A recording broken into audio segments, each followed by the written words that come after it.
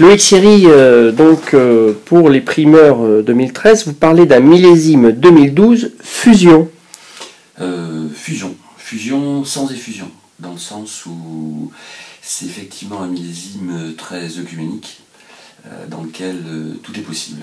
Je crois que de mémoire de dégustateur professionnel, j'ai rarement vu la cohabitation d'autant de diversité dans la typologie des vins. C'est une année un petit peu de tous les dangers. On a eu, contrairement à ses habitudes de changement climatique, un hiver très long, très pluvieux, jusqu'au printemps. Et donc la vigne s'est mise en mode je fais pousser mes branches et mes feuilles, le cycle végétatif, ce qui a comme conséquence de retarder d'autant l'arrivée des fleurs et des raisins. Donc on est parti avec un déficit de maturité de temps, dans une plage estivale assez courte dans le Bordelais.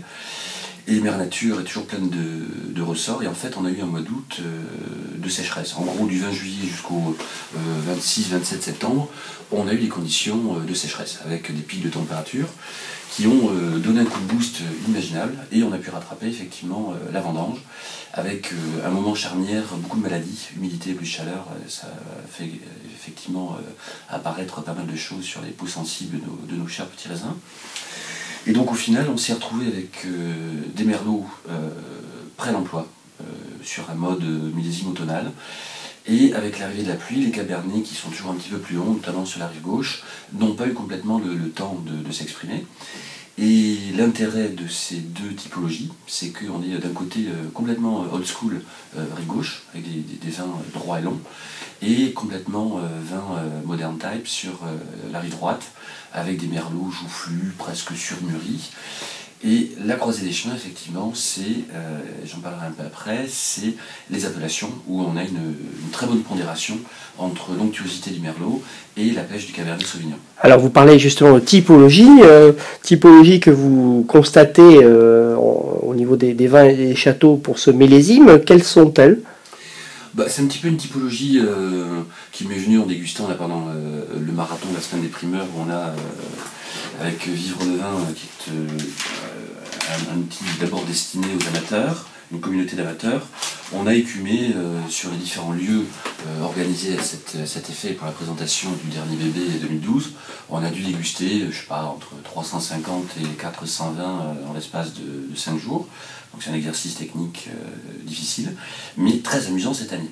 Et donc j'ai remarqué une typologie, j'ai voulu un petit peu amusante, pour sortir du discours technico-technicien du vin. À l'opposé du spectre, il y a des châteaux qui, effectivement, n'ont pas pu rattraper le temps. Ça fait des vins un peu végétaux, je parlerai des veggies, j'en parlerai pas. Il semblerait quand même que les vins bio aient souffert de ce côté-là, ils n'ont pas pu se préserver. Juste au-dessus, il y a des vins effectivement qui ont pris un peu la flotte, qui sont pas mauvais. Pour moi, c'est des vins flappy, pour garder la rime en i. Et il y a un troisième niveau qui est plus intéressant, c'est des vins sexy. Effectivement, le merlot est plus aérien, plus chanteur. Il y a des choses avec des belles concentrations. Par exemple, je pense à un château que j'ai découvert l'an dernier, qui est le château Moya, qui a fait quelque chose de vraiment très sexy, très sensuel. Et après, il y a un niveau au-dessus, qui est quand même qui sont des vins maxi.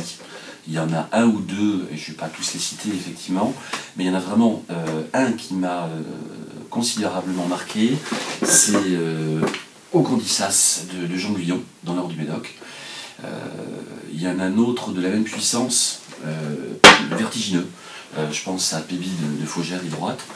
On est sur une concentration en bouche hors norme. Ce sont des vins qui sont vraiment faits pour la garde, magnifiquement vinifiés. Donc au final... Quelles sont les tendances du marché et est-ce qu'il faut en acheter ? La tendance du marché, c'est la même mouvance, j'allais dire cumulée à celle de 2011. En gros, les châteaux qui n'ont pas réajusté leur prix en 2011 vont être vraiment obligés de le faire. Le sentiment que j'ai de terrain, c'est que il n'y avait pas autant de monde que d'habitude dans les couloirs des dégustations de primeurs. Et je pense qu'effectivement, il va y avoir un vrai ajustement, une vraie vision pragmatique du rapport prix-plaisir. Et s'il faut acheter, moi je conseille effectivement le ratio 60 Merlot, 40% Cabernet Sauvignon, rive droite, Pauillac, Margaux, et des superbes découvertes en Côte de Bourg et les Pessac-Léognan. Mais Côte-de-Bourg, je me suis vraiment éclaté cette année. Il y a des nouveaux talents qui émergent, qui ont bien compris, avec l'apparition notamment du Malbec, et je me suis vraiment personnellement beaucoup amusé sur ce terroir.